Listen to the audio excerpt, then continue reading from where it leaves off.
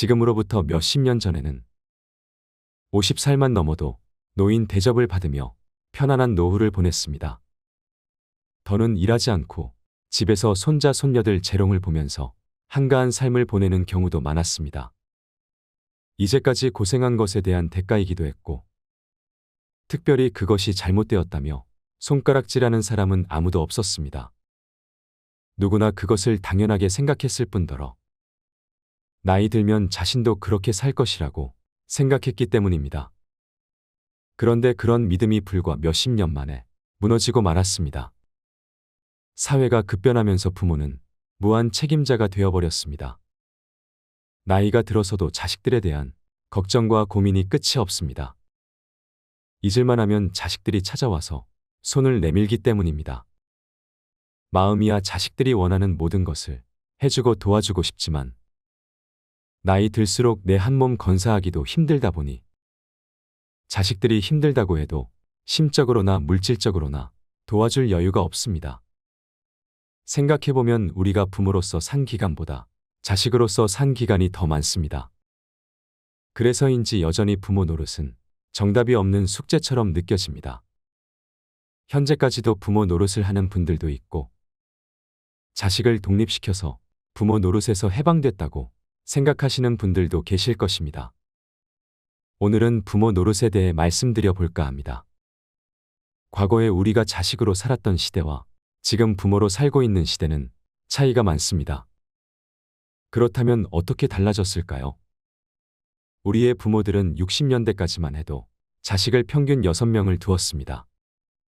반면에 현재를 살고 있는 우리들은 평균 1.2명을 낳는다고 하지요. 60년대에는 6명을 낳다가 지금은 1명밖에 안 낳는 이런 시대가 되었습니다. 옛날에는 학교에서 문제가 생겨서 선생님이 누구 모시고 오라고 하면 부모가 가는 경우도 있지만 다른 형제자매들이 가는 경우도 많았습니다. 왜냐하면 부모님은 바쁘고 형제자매의 나이 차이가 거의 학부모라고 할 만큼 차이가 났기 때문입니다.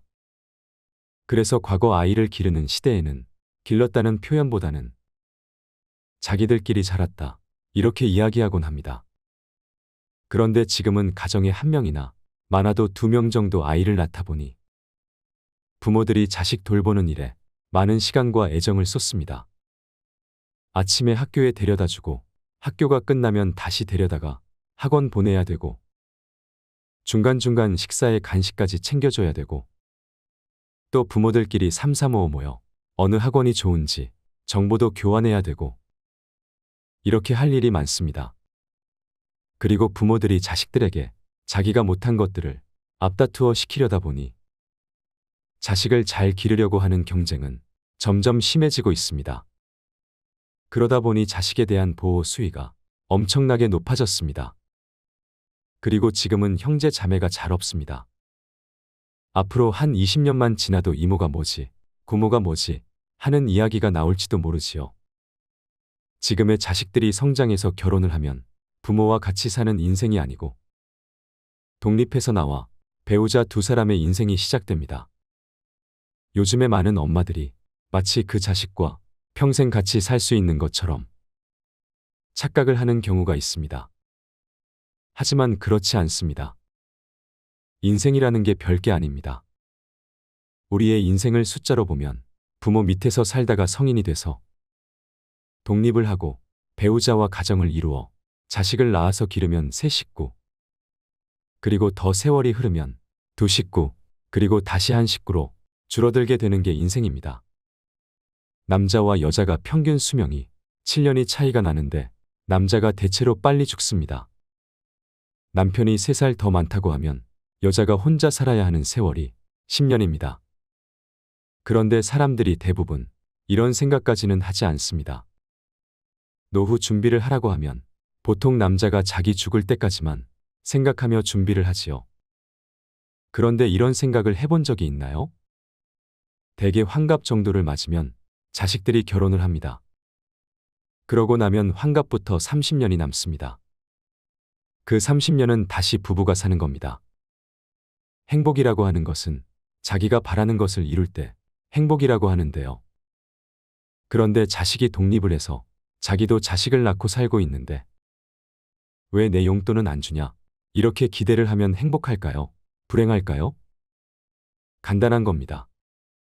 그러니까 자기가 자식에게 어떻게 기대하고 사느냐 하는 게 나의 행복을 결정하는 중요한 변수라는 것입니다. 그게 자식뿐만이 아닙니다. 배우자에게 무엇을 기대하시나요?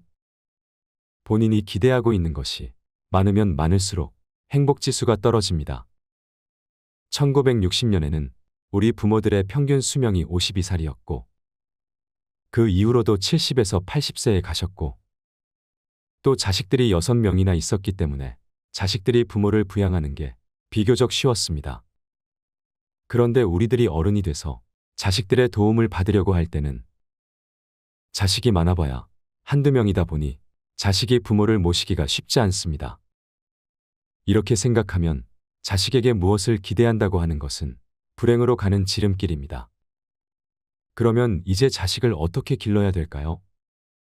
사실 우리 세대는 부모님의 희생과 헌신적인 사랑으로 자란 사람이 많을 것입니다. 그러면 이 시대를 살고 있는 우리는 부모 노릇을 하면서 우리 부모 세대가 우리에게 한 것처럼 모든 것을 다 투자해서 올인을 해야 할까요? 내가 이 아이를 위해서 나의 모든 걸 바쳤을 때 어떤 결과를 위해서 나의 노후를 위해서 한다. 이런 태도는 되도록 지양하는 것이 좋습니다. 단지 내가 정말 자녀를 사랑하기 때문에 대가를 바라는 마음 없이 그 순수함 자체로 최선을 다하는 것은 괜찮습니다.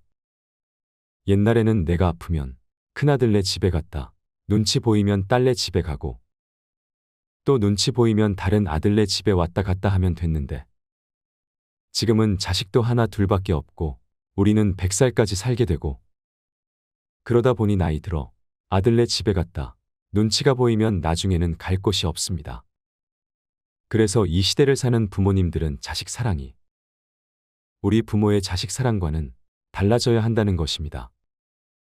만약에 우리 세대가 나의 모든 걸 바쳐서 자식 사랑을 한다면 나의 노후는 자식한테 손을 벌릴 수밖에 없습니다. 그렇기 때문에 이제는 내가 늙어서 자식에게 손 벌리지 않는 것이 진정한 자식 사랑이라는 것입니다.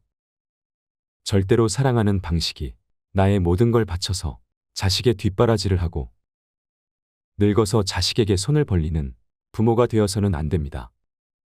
지금 자식을 사랑하는 것을 반만하고 나머지는 스스로 자기 노후를 대비하는 데 쓰세요.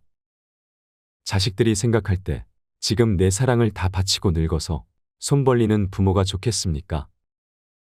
아니면 지금 적당히 하고 늙어서 손 안 벌리는 부모를 원할까요? 그런데 많은 사람들이 생각을 안 하고 그냥 살기 때문에 늙어서 자식한테 손을 벌리는데 자식도 살기가 어렵습니다.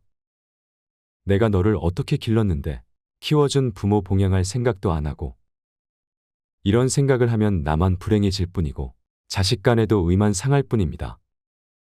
요즘에 유행하는 3대 바보 시리즈가 있습니다.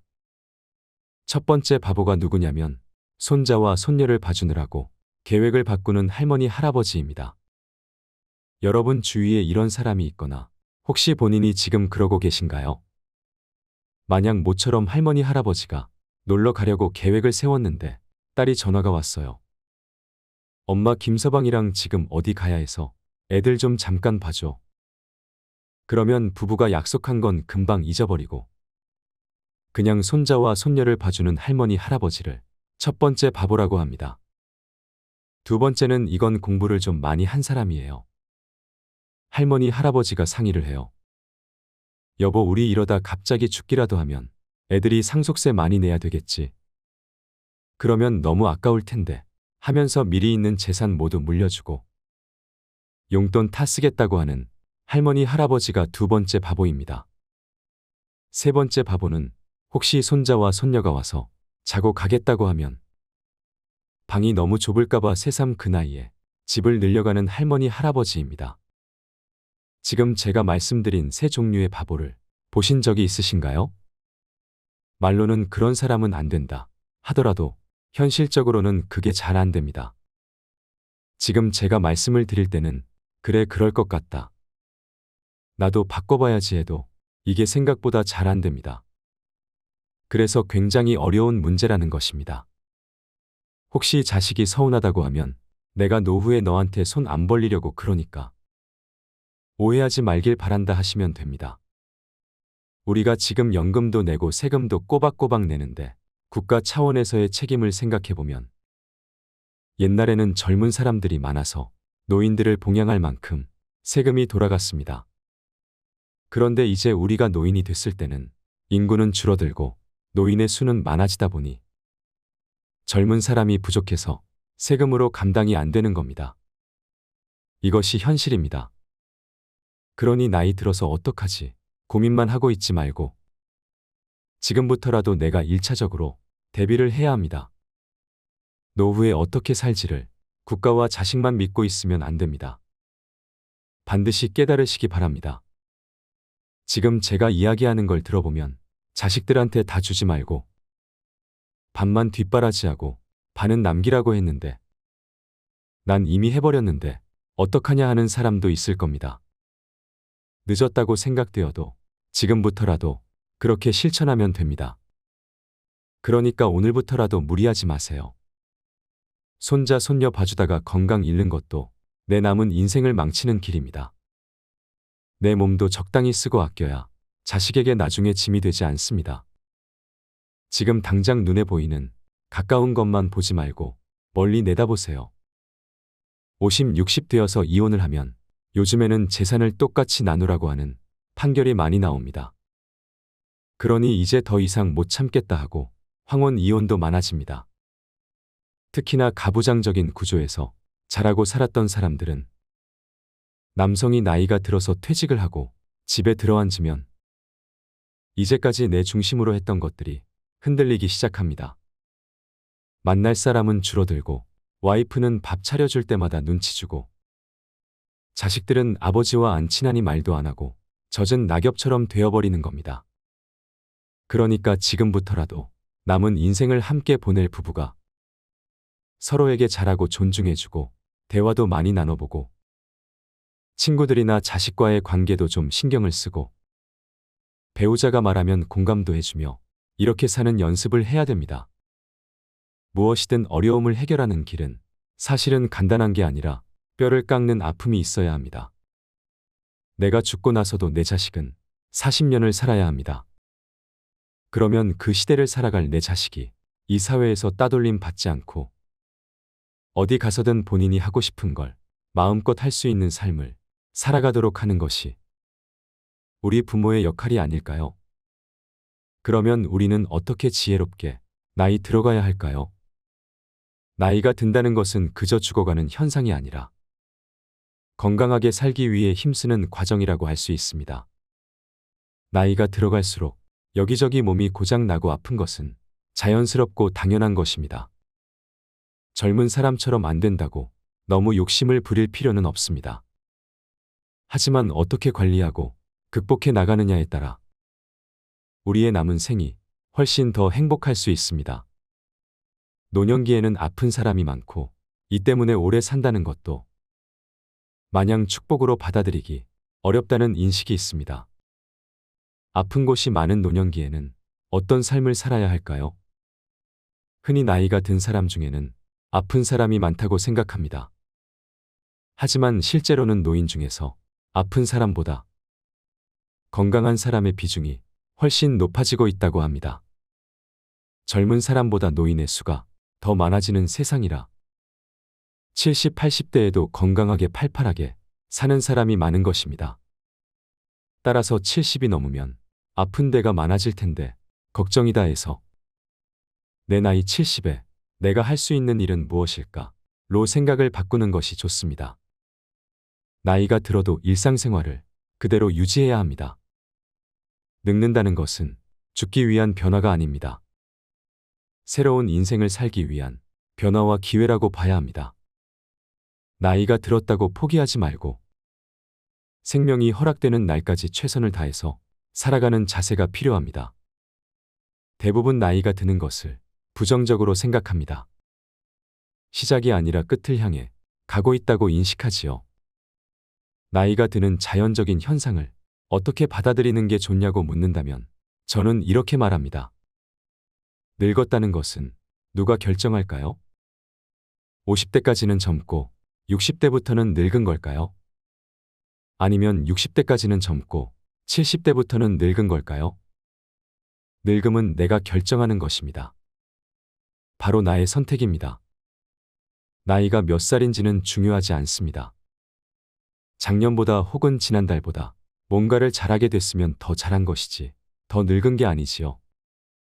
반면에 나는 늙어서 못한다고 포기해버리면 늙음이 되는 것입니다.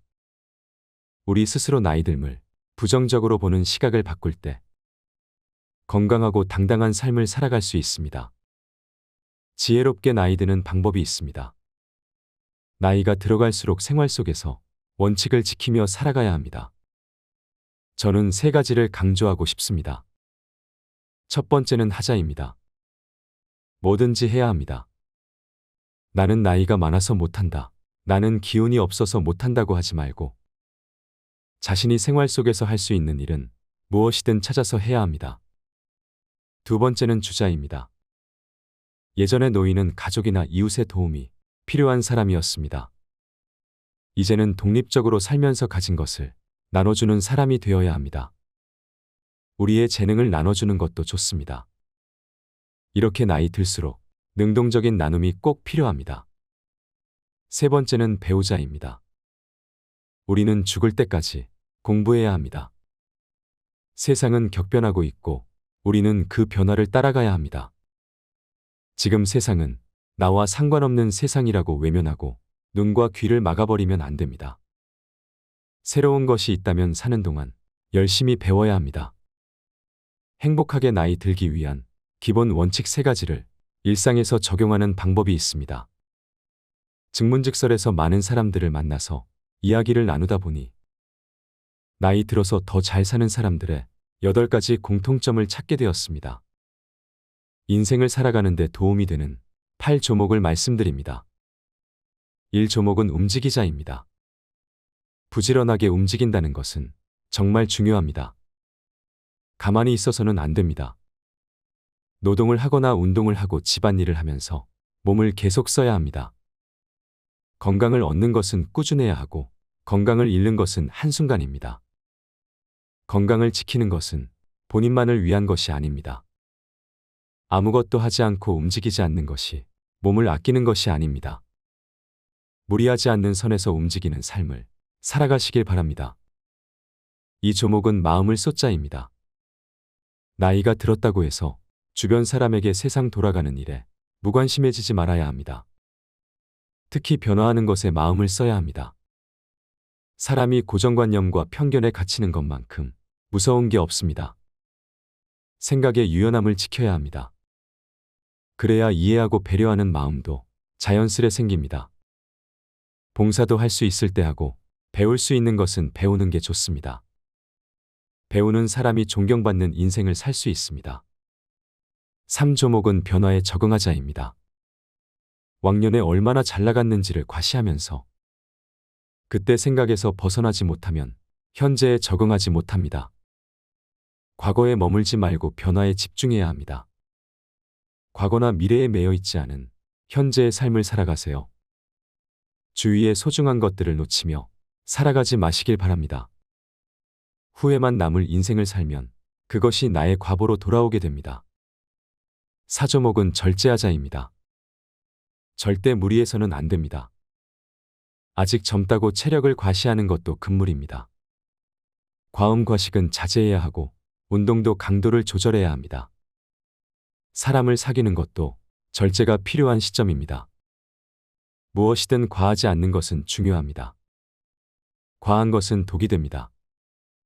한결같이 평정심을 유지하고 쉽게 분노하지 않는 것도 중요합니다. 내 마음의 중심을 잡으세요. 5조목은 나이 탓하지 말자입니다. 나이는 탓할 게 아닙니다. 무엇을 할지 말지는 나이가 결정하는 것이 아닙니다. 내가 결정하는 겁니다. 나이 때문에 이것도 안 되고 저것도 안 된다고 말하시는 분들이 있습니다. 그런 것은 없습니다. 나의 한계를 정하지 말고 무엇이든 도전해 보세요. 일단 시도해보고 노력하는 자세가 중요합니다. 6조목은 남 탓하지 말자입니다. 남에게 도움을 요청하기보다는 내가 해야 합니다. 또 이런저런 눈치를 볼 필요가 없습니다. 그동안 하고 싶었던 일을 실컷 해도 됩니다. 이루지 못한 꿈이 있다면 이뤄보세요. 남이 대신 해줄 수 있는 것은 없습니다. 내 삶의 주체는 바로 나 자신입니다. 7조목은 어울리자입니다. 인생은 혼자 와서 혼자 가는 것이지만 나이가 들면 혼자 있지 말고 어울려야 합니다. 다가오기를 기다리지 말고 먼저 마음을 열고 다가가는 용기도 필요합니다. 외로움은 마음의 병을 부르게 됩니다. 하지만 친구가 없어도 슬퍼하지 마세요. 외로움을 사람이 아니라 다른 것으로 채울 수 있다면 그것도 좋습니다. 길가의 꽃도 친구가 될 수 있고 내 옆의 책도 친구가 될 수 있습니다. 8조목은 규칙적으로 살자입니다. 건강하게 사는 어르신을 보면 대부분 규칙적으로 사는 것을 확인할 수 있습니다. 특히 식사 시간은 꼭 지킵니다. 나이가 들수록 생체 리듬이 깨지지 않도록 노력해야 합니다. 상대적으로 시간적 여유가 생기는 노년에는 운동을 하며 시간을 보내는 경우가 많습니다. 운동은 며칠만 해서는 효과를 보지 못합니다. 인내심을 가지고 꾸준히 규칙적으로 해야 효과를 볼 수 있습니다. 운동은 3주는 해야 내 것이 되고 3달을 하면 효과가 나오고 3년을 하면 비로소 문화가 된다는 것을 명심해야 합니다. 나이 드는 것은 두려워할 일이 아닙니다. 70살인데 주변의 도움을 받으며 수동적인 하루를 사는 사람이 있고 100세에도 활동적으로 살면서 스스로 선택하고 책임지는 하루를 사는 사람이 있습니다. 기회와 선택은 나이와 상관없이 주어집니다. 인생을 너무 잘 살아야겠다고 생각하면 지금의 인생이 초라해집니다. 인생은 그냥 길가에 풀 한 포기가 나서 사는 것과 같습니다. 아침에 눈을 뜨면 오늘도 살았네 하고 한 번씩만 외쳐보세요. 살아있다는 느낌보다 인간에게 더 좋은 에너지를 주는 것은 없습니다. 인생에 너무 많은 의미를 두지 마세요. 항상 현재를 살아야 합니다. 지금 살아있다는 것입니다. 불행한 이유들을 만들어서 움켜쥐고 있지 마시고 놓아버리세요. 살아있는 행복을 지금 누리시면 됩니다. 남에게 절대로 우는 소리를 하지 마세요. 득될 것이 하나도 없습니다. 실천하지 않고 언제나 생각만 하는 사람은 삶을 비관적으로 만들고 생각하지 않고 무조건 행동하는 사람은 함정에 빠지게 됩니다. 아무리 가까운 사이라도 자기 생각을 모두 털어놓지 마세요. 단단한 방책을 쌓아야 합니다. 남에게 기대어 울 생각 말고 스스로 단단해져야 합니다. 운다고 해서 해결되는 것은 아무것도 없습니다. 동물의 세계에서는 누가 봐도 질 것 같은 동물이 자신보다 몇 배나 큰 동물을 쓰러뜨려 이기는 경우가 있습니다. 적이 작은 등이라도 보이면 단숨에 상대방을 쓰러뜨리는 것입니다. 만만한 먹이가 되어버리면 끝장이라고 생각하는 것입니다. 혼자서 이겨내야지 마음을 먹으면 못할 것이 없습니다. 혼자서도 해낼 수 있다고 마음을 먹으면 해내지 못할 것이 없습니다. 의지의 문제입니다. 운다고 해서 남이 내 문제를 해결해 줄 수 있는 것은 아닙니다. 그것은 남의 문제가 아닌 내 문제이기 때문입니다. 신중한 사람은 친절하다고 해서 쉽게 좋아하지 않고 냉담하다고 해서 쉽게 화를 내지도 않습니다. 이것은 과거에 꽤나 존경받았던 인물들이 공통적으로 했던 말입니다. 인간관계에서 쉽게 상처받는 사람들은 이것을 깨달아야 합니다. 변덕은 인간의 특징입니다. 그러니 영원히 사랑하지도 영원히 증오하지도 마세요. 그러면 상처받을 일도 없습니다. 남에게 절대로 우는 소리를 하지 말아야 합니다.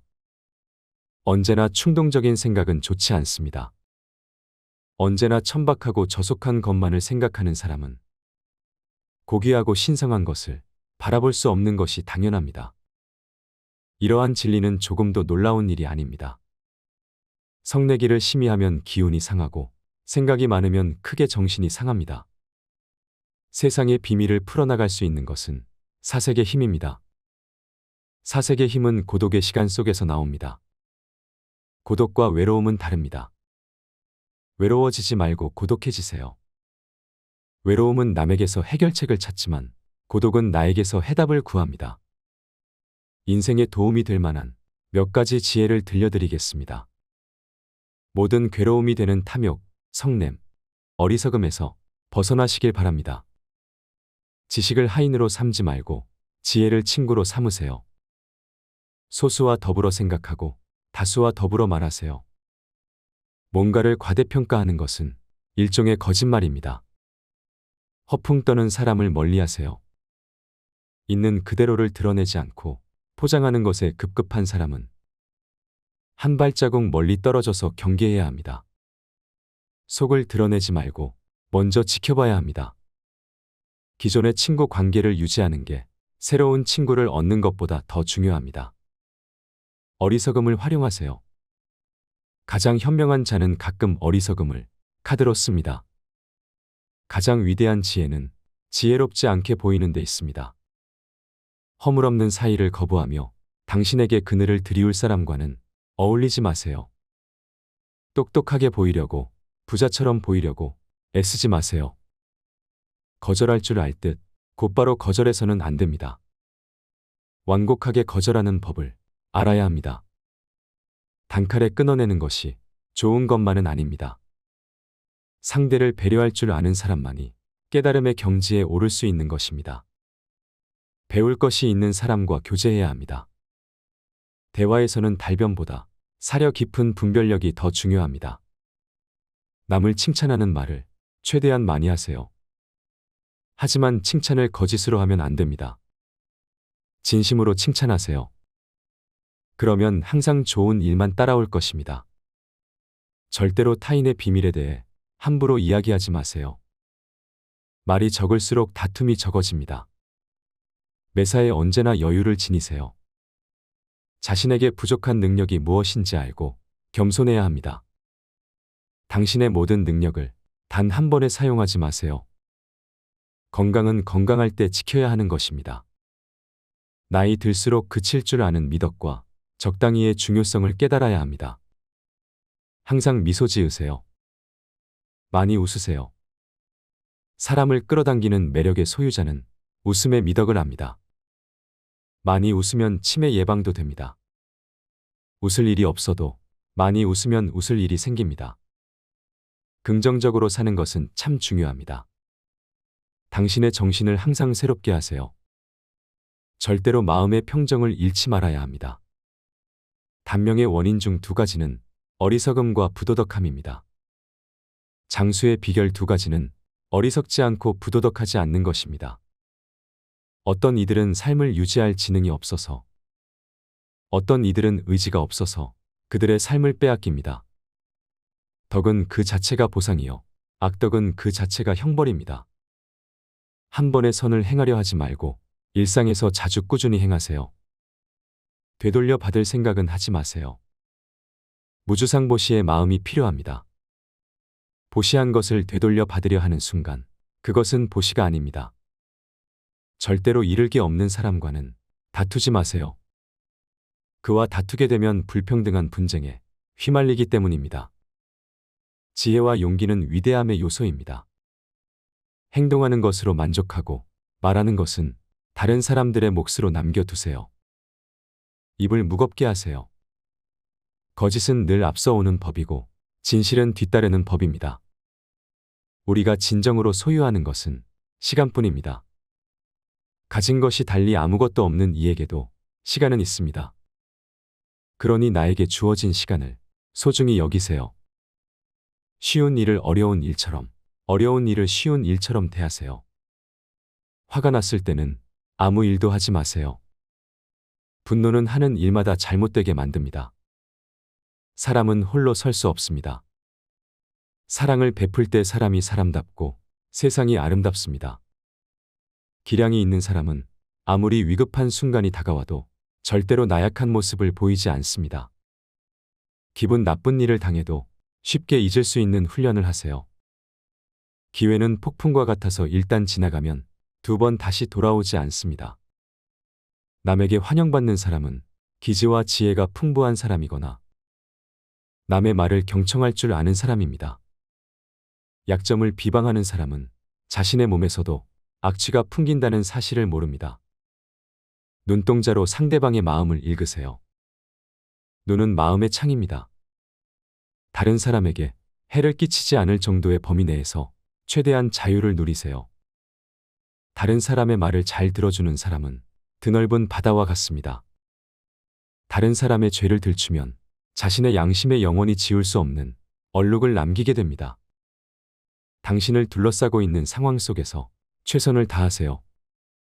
좋은 것이 있다면 어떻게 해서든 닮으려고 노력해야 합니다. 도움을 받는 사람보다 도움을 주는 사람이 되세요.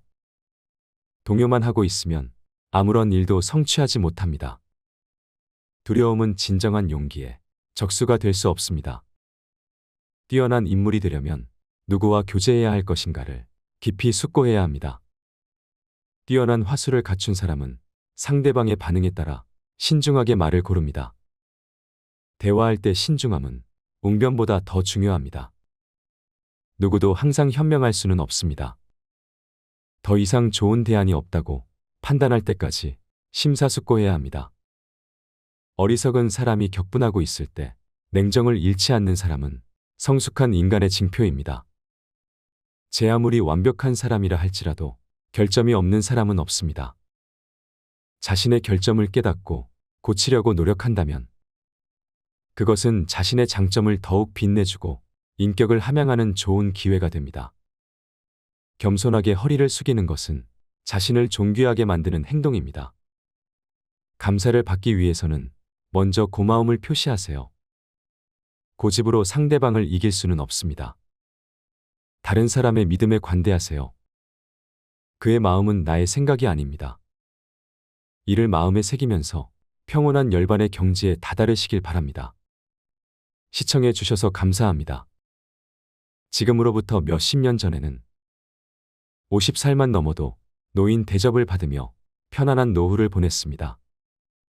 더는 일하지 않고 집에서 손자 손녀들 재롱을 보면서 한가한 삶을 보내는 경우도 많았습니다.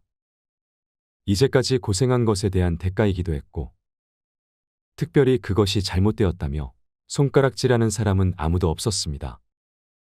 누구나 그것을 당연하게 생각했을 뿐더러 나이 들면 자신도 그렇게 살 것이라고 생각했기 때문입니다. 그런데 그런 믿음이 불과 몇십 년 만에 무너지고 말았습니다. 사회가 급변하면서 부모는 무한 책임자가 되어버렸습니다. 나이가 들어서도 자식들에 대한 걱정과 고민이 끝이 없습니다. 잊을만 하면 자식들이 찾아와서 손을 내밀기 때문입니다. 마음이야 자식들이 원하는 모든 것을 해주고 도와주고 싶지만 나이 들수록 내 한 몸 건사하기도 힘들다 보니 자식들이 힘들다고 해도 심적으로나 물질적으로나 도와줄 여유가 없습니다. 생각해보면 우리가 부모로서 산 기간보다 자식으로서 산 기간이 더 많습니다. 그래서인지 여전히 부모 노릇은 정답이 없는 숙제처럼 느껴집니다. 현재까지도 부모 노릇을 하는 분들도 있고 자식을 독립시켜서 부모 노릇에서 해방됐다고 생각하시는 분들도 계실 것입니다. 오늘은 부모 노릇에 대해 말씀드려 볼까 합니다. 과거에 우리가 자식으로 살았던 시대와 지금 부모로 살고 있는 시대는 차이가 많습니다. 그렇다면 어떻게 달라졌을까요? 우리의 부모들은 60년대까지만 해도 자식을 평균 6명을 두었습니다. 반면에 현재를 살고 있는 우리들은 평균 1.2명을 낳는다고 하지요. 60년대에는 6명을 낳다가 지금은 1명밖에 안 낳는 이런 시대가 되었습니다. 옛날에는 학교에서 문제가 생겨서 선생님이 누구 모시고 오라고 하면 부모가 가는 경우도 있지만 다른 형제자매들이 가는 경우도 많았습니다. 왜냐하면 부모님은 바쁘고 형제자매의 나이 차이가 거의 학부모라고 할 만큼 차이가 났기 때문입니다. 그래서 과거 아이를 기르는 시대에는 길렀다는 표현보다는 자기들끼리 자랐다 이렇게 이야기하곤 합니다. 그런데 지금은 가정에 한 명이나 많아도 2명 정도 아이를 낳다 보니 부모들이 자식 돌보는 일에 많은 시간과 애정을 쏟습니다. 아침에 학교에 데려다 주고 학교가 끝나면 다시 데려다가 학원 보내야 되고 중간중간 식사에 간식까지 챙겨줘야 되고 또 부모들끼리 삼삼오오 모여 어느 학원이 좋은지 정보도 교환해야 되고 이렇게 할 일이 많습니다. 그리고 부모들이 자식들에게 자기가 못한 것들을 앞다투어 시키려다 보니 자식을 잘 기르려고 하는 경쟁은 점점 심해지고 있습니다. 그러다 보니 자식에 대한 보호 수위가 엄청나게 높아졌습니다. 그리고 지금은 형제 자매가 잘 없습니다. 앞으로 한 20년만 지나도 이모가 뭐지, 고모가 뭐지 하는 이야기가 나올지도 모르지요.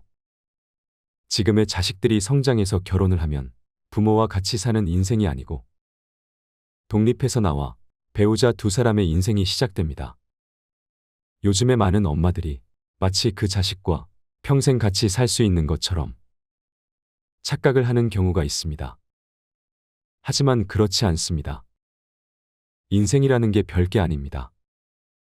우리의 인생을 숫자로 보면 부모 밑에서 살다가 성인이 돼서 독립을 하고 배우자와 가정을 이루어 자식을 낳아서 기르면 3식구, 그리고 더 세월이 흐르면 2식구, 그리고 다시 1식구로 줄어들게 되는 게 인생입니다. 남자와 여자가 평균 수명이 7년이 차이가 나는데 남자가 대체로 빨리 죽습니다. 남편이 3살 더 많다고 하면 여자가 혼자 살아야 하는 세월이 10년입니다. 그런데 사람들이 대부분 이런 생각까지는 하지 않습니다. 노후 준비를 하라고 하면 보통 남자가 자기 죽을 때까지만 생각하며 준비를 하지요. 그런데 이런 생각을 해본 적이 있나요? 대개 환갑 정도를 맞으면 자식들이 결혼을 합니다. 그러고 나면 환갑부터 30년이 남습니다. 그 30년은 다시 부부가 사는 겁니다.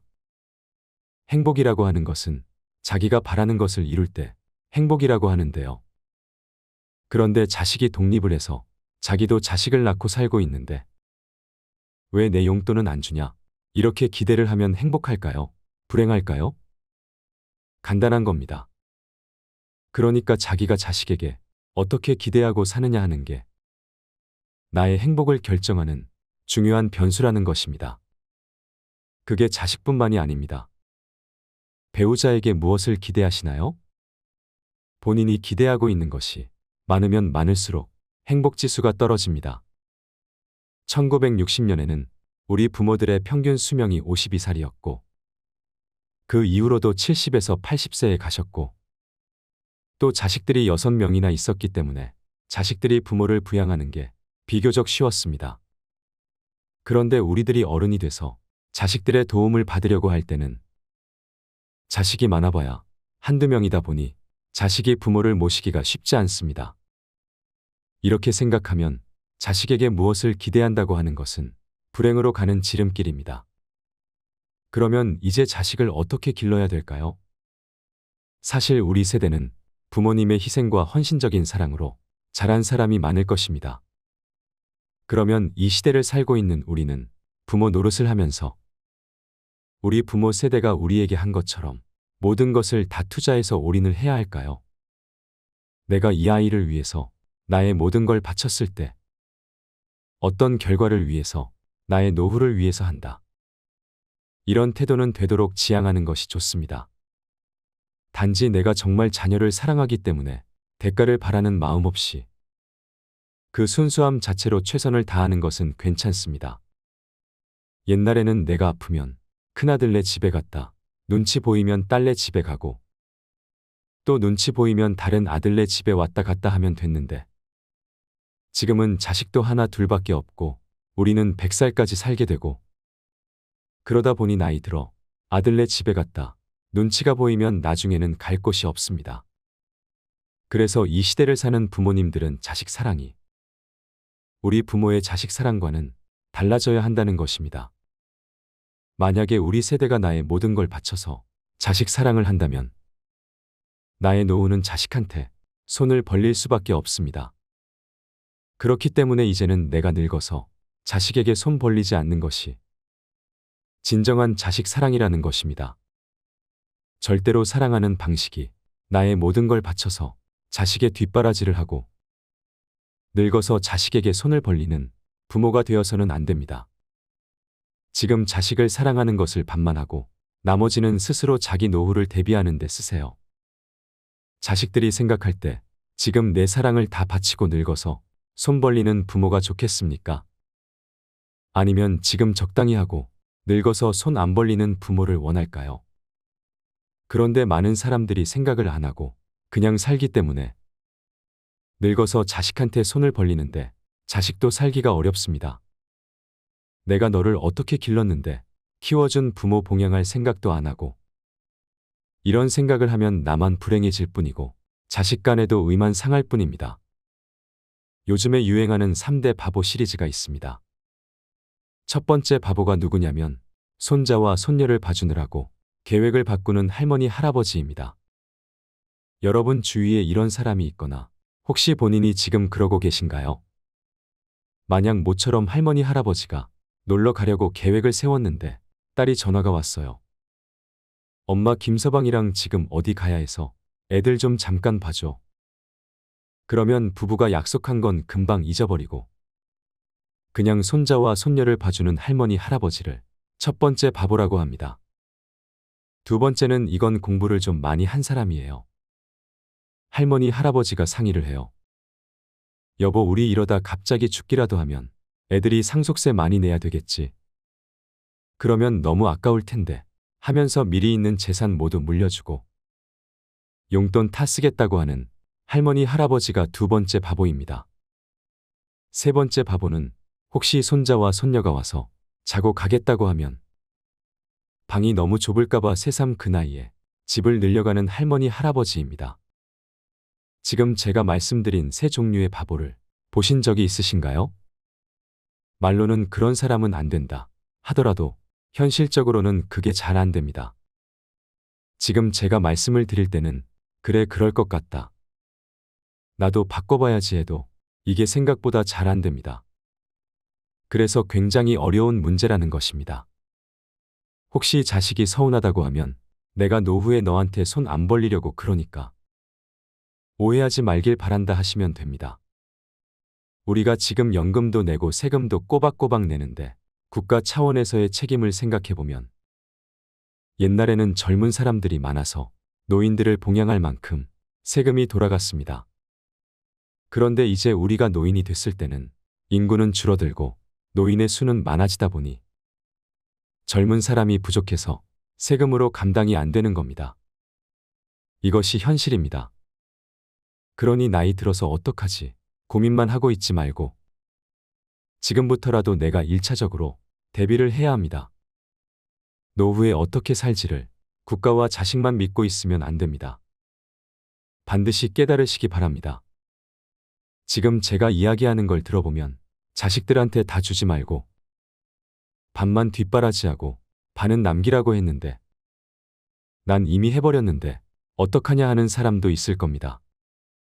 늦었다고 생각되어도 지금부터라도 그렇게 실천하면 됩니다. 그러니까 오늘부터라도 무리하지 마세요. 손자 손녀 봐주다가 건강 잃는 것도 내 남은 인생을 망치는 길입니다. 내 몸도 적당히 쓰고 아껴야 자식에게 나중에 짐이 되지 않습니다. 지금 당장 눈에 보이는 가까운 것만 보지 말고 멀리 내다보세요. 50, 60 되어서 이혼을 하면 요즘에는 재산을 똑같이 나누라고 하는 판결이 많이 나옵니다. 그러니 이제 더 이상 못 참겠다 하고 황혼 이혼도 많아집니다. 특히나 가부장적인 구조에서 자라고 살았던 사람들은 남성이 나이가 들어서 퇴직을 하고 집에 들어앉으면 이제까지 내 중심으로 했던 것들이 흔들리기 시작합니다. 만날 사람은 줄어들고 와이프는 밥 차려줄 때마다 눈치 주고 자식들은 아버지와 안 친하니 말도 안 하고 젖은 낙엽처럼 되어버리는 겁니다. 그러니까 지금부터라도 남은 인생을 함께 보낼 부부가 서로에게 잘하고 존중해주고 대화도 많이 나눠보고 친구들이나 자식과의 관계도 좀 신경을 쓰고 배우자가 말하면 공감도 해주며 이렇게 사는 연습을 해야 됩니다. 무엇이든 어려움을 해결하는 길은 사실은 간단한 게 아니라 뼈를 깎는 아픔이 있어야 합니다. 내가 죽고 나서도 내 자식은 40년을 살아야 합니다. 그러면 그 시대를 살아갈 내 자식이 이 사회에서 따돌림 받지 않고 어디 가서든 본인이 하고 싶은 걸 마음껏 할 수 있는 삶을 살아가도록 하는 것이 우리 부모의 역할이 아닐까요? 그러면 우리는 어떻게 지혜롭게 나이 들어가야 할까요? 나이가 든다는 것은 그저 죽어가는 현상이 아니라 건강하게 살기 위해 힘쓰는 과정이라고 할 수 있습니다. 나이가 들어갈수록 여기저기 몸이 고장나고 아픈 것은 자연스럽고 당연한 것입니다. 젊은 사람처럼 안 된다고 너무 욕심을 부릴 필요는 없습니다. 하지만 어떻게 관리하고 극복해 나가느냐에 따라 우리의 남은 생이 훨씬 더 행복할 수 있습니다. 노년기에는 아픈 사람이 많고 이 때문에 오래 산다는 것도 마냥 축복으로 받아들이기 어렵다는 인식이 있습니다. 아픈 곳이 많은 노년기에는 어떤 삶을 살아야 할까요? 흔히 나이가 든 사람 중에는 아픈 사람이 많다고 생각합니다. 하지만 실제로는 노인 중에서 아픈 사람보다 건강한 사람의 비중이 훨씬 높아지고 있다고 합니다. 젊은 사람보다 노인의 수가 더 많아지는 세상이라 70, 80대에도 건강하게 팔팔하게 사는 사람이 많은 것입니다. 따라서 70이 넘으면 아픈 데가 많아질 텐데 걱정이다 해서 내 나이 70에 내가 할 수 있는 일은 무엇일까?로 생각을 바꾸는 것이 좋습니다. 나이가 들어도 일상생활을 그대로 유지해야 합니다. 늙는다는 것은 죽기 위한 변화가 아닙니다. 새로운 인생을 살기 위한 변화와 기회라고 봐야 합니다.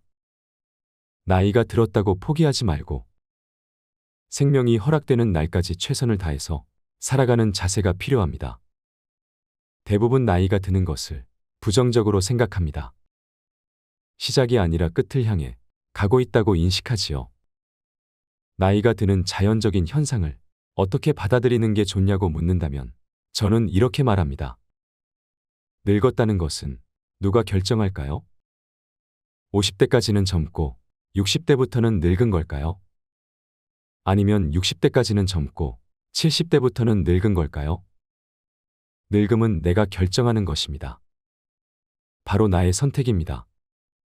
나이가 몇 살인지는 중요하지 않습니다. 작년보다 혹은 지난달보다 뭔가를 잘하게 됐으면 더 잘한 것이지 더 늙은 게 아니지요.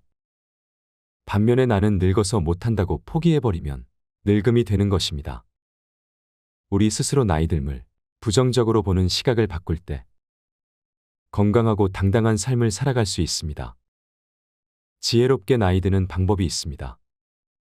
나이가 들어갈수록 생활 속에서 원칙을 지키며 살아가야 합니다. 저는 3가지를 강조하고 싶습니다. 첫 번째는 하자입니다.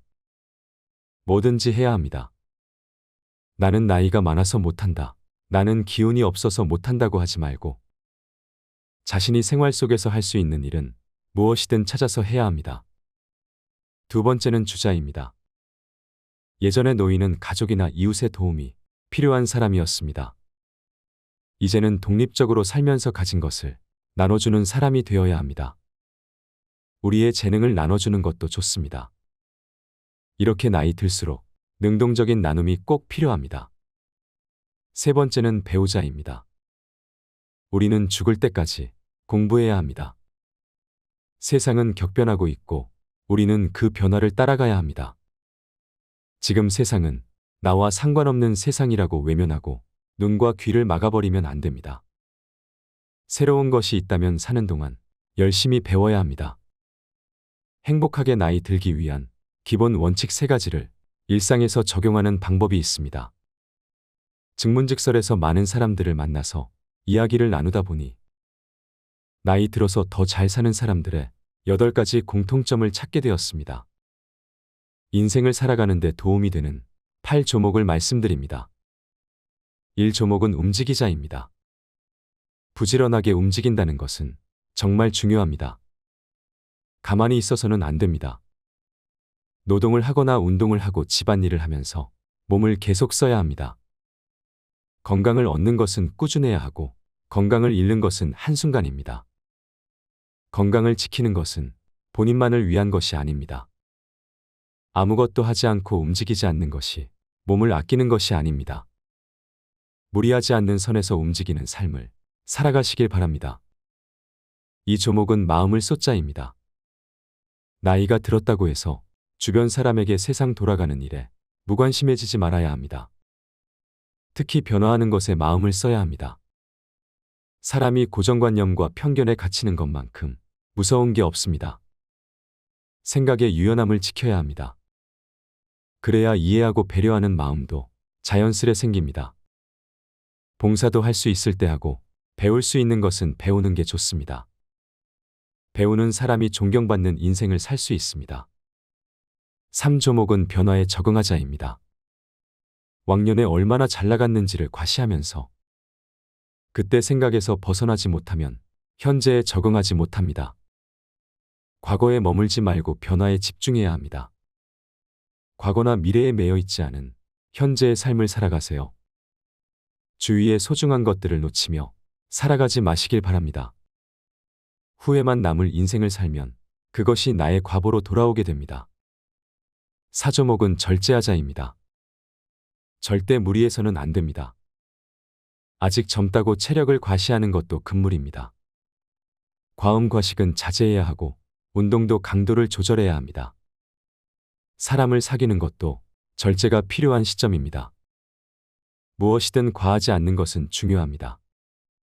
과한 것은 독이 됩니다. 한결같이 평정심을 유지하고 쉽게 분노하지 않는 것도 중요합니다. 내 마음의 중심을 잡으세요. 5조목은 나이 탓하지 말자입니다. 나이는 탓할 게 아닙니다. 무엇을 할지 말지는 나이가 결정하는 것이 아닙니다.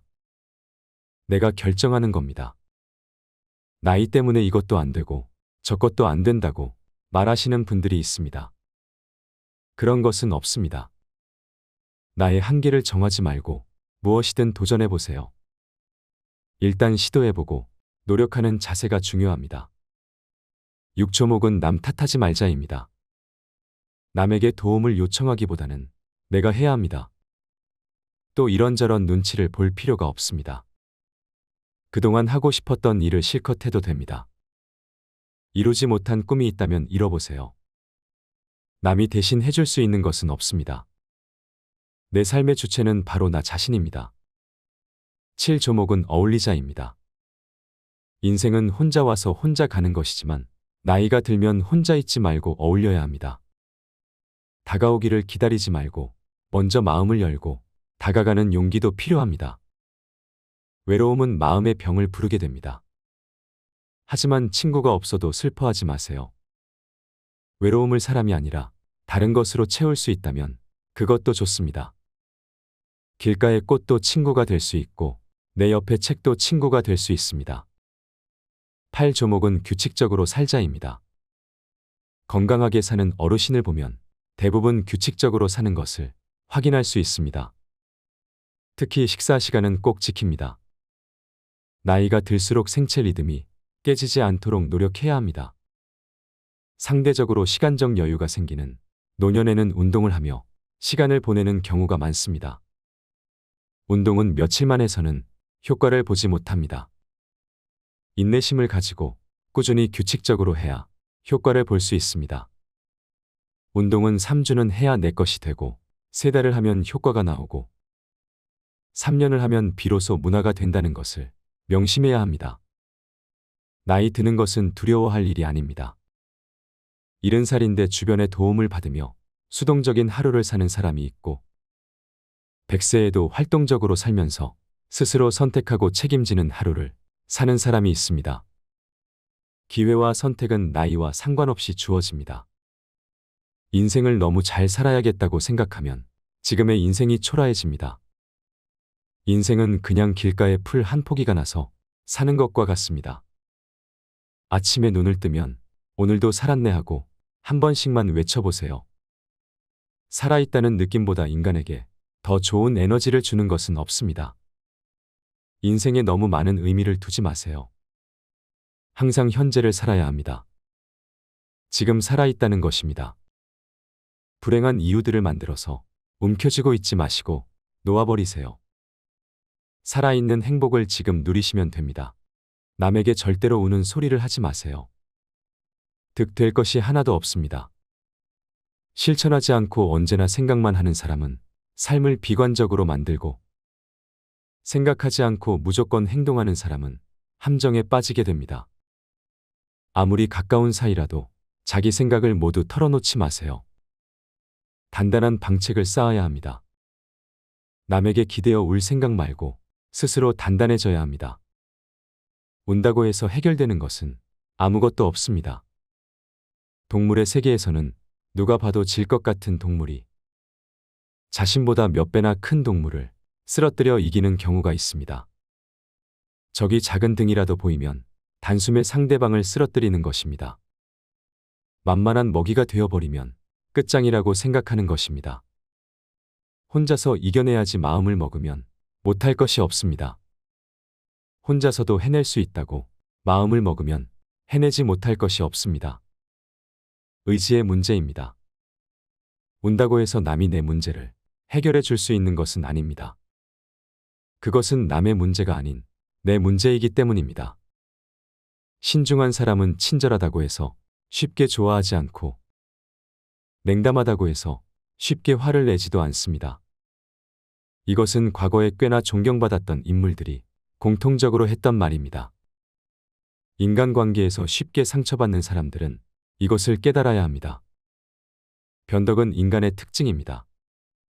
그러니 영원히 사랑하지도 영원히 증오하지도 마세요. 그러면 상처받을 일도 없습니다. 남에게 절대로 우는 소리를 하지 말아야 합니다. 언제나 충동적인 생각은 좋지 않습니다. 언제나 천박하고 저속한 것만을 생각하는 사람은 고귀하고 신성한 것을 바라볼 수 없는 것이 당연합니다. 이러한 진리는 조금도 놀라운 일이 아닙니다. 성내기를 심히 하면 기운이 상하고, 생각이 많으면 크게 정신이 상합니다. 세상의 비밀을 풀어나갈 수 있는 것은 사색의 힘입니다. 사색의 힘은 고독의 시간 속에서 나옵니다. 고독과 외로움은 다릅니다. 외로워지지 말고 고독해지세요. 외로움은 남에게서 해결책을 찾지만 고독은 나에게서 해답을 구합니다. 인생에 도움이 될 만한 몇 가지 지혜를 들려드리겠습니다. 모든 괴로움이 되는 탐욕, 성냄, 어리석음에서 벗어나시길 바랍니다. 지식을 하인으로 삼지 말고 지혜를 친구로 삼으세요. 소수와 더불어 생각하고 다수와 더불어 말하세요. 뭔가를 과대평가하는 것은 일종의 거짓말입니다. 허풍 떠는 사람을 멀리하세요. 있는 그대로를 드러내지 않고 포장하는 것에 급급한 사람은 한 발자국 멀리 떨어져서 경계해야 합니다. 속을 드러내지 말고 먼저 지켜봐야 합니다. 기존의 친구 관계를 유지하는 게 새로운 친구를 얻는 것보다 더 중요합니다. 어리석음을 활용하세요. 가장 현명한 자는 가끔 어리석음을 카드로 씁니다. 가장 위대한 지혜는 지혜롭지 않게 보이는 데 있습니다. 허물없는 사이를 거부하며 당신에게 그늘을 드리울 사람과는 어울리지 마세요. 똑똑하게 보이려고, 부자처럼 보이려고 애쓰지 마세요. 거절할 줄 알 듯 곧바로 거절해서는 안 됩니다. 완곡하게 거절하는 법을 알아야 합니다. 단칼에 끊어내는 것이 좋은 것만은 아닙니다. 상대를 배려할 줄 아는 사람만이 깨달음의 경지에 오를 수 있는 것입니다. 배울 것이 있는 사람과 교제해야 합니다. 대화에서는 달변보다 사려 깊은 분별력이 더 중요합니다. 남을 칭찬하는 말을 최대한 많이 하세요. 하지만 칭찬을 거짓으로 하면 안 됩니다. 진심으로 칭찬하세요. 그러면 항상 좋은 일만 따라올 것입니다. 절대로 타인의 비밀에 대해 함부로 이야기하지 마세요. 말이 적을수록 다툼이 적어집니다. 매사에 언제나 여유를 지니세요. 자신에게 부족한 능력이 무엇인지 알고 겸손해야 합니다. 당신의 모든 능력을 단 한 번에 사용하지 마세요. 건강은 건강할 때 지켜야 하는 것입니다. 나이 들수록 그칠 줄 아는 미덕과 적당히의 중요성을 깨달아야 합니다. 항상 미소 지으세요. 많이 웃으세요. 사람을 끌어당기는 매력의 소유자는 웃음의 미덕을 압니다. 많이 웃으면 치매 예방도 됩니다. 웃을 일이 없어도 많이 웃으면 웃을 일이 생깁니다. 긍정적으로 사는 것은 참 중요합니다. 당신의 정신을 항상 새롭게 하세요. 절대로 마음의 평정을 잃지 말아야 합니다. 단명의 원인 중 2가지는 어리석음과 부도덕함입니다. 장수의 비결 2가지는 어리석지 않고 부도덕하지 않는 것입니다. 어떤 이들은 삶을 유지할 지능이 없어서, 어떤 이들은 의지가 없어서 그들의 삶을 빼앗깁니다. 덕은 그 자체가 보상이요, 악덕은 그 자체가 형벌입니다. 한 번의 선을 행하려 하지 말고 일상에서 자주 꾸준히 행하세요. 되돌려 받을 생각은 하지 마세요. 무주상보시의 마음이 필요합니다. 보시한 것을 되돌려 받으려 하는 순간 그것은 보시가 아닙니다. 절대로 이를 게 없는 사람과는 다투지 마세요. 그와 다투게 되면 불평등한 분쟁에 휘말리기 때문입니다.